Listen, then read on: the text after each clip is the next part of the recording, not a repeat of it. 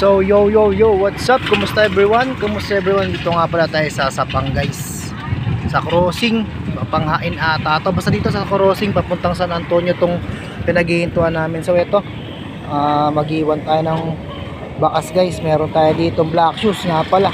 Ito guys, hindi magandang tignan, medyo malikabok siya. Pero ano to, size 28 sa mga batang gagraduate dyan. Para sa inyo to. Galing kasi siya ng Shopee Mystery Sack, kaya ganito. Di maayos yung packaging, pero goods yan guys, bago yan. So yun, tara. Iwan na natin itong bakas natin na to. So ayun guys, bali guys, ito yung location na.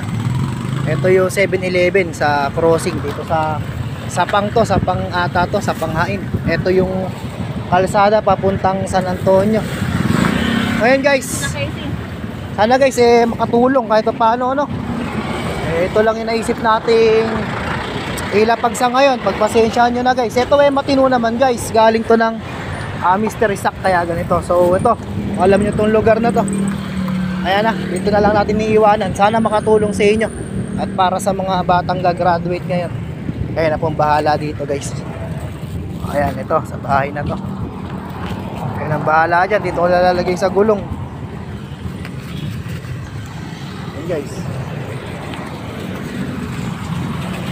Maraming salamat guys, sana makatulong kahit paano. Let's go.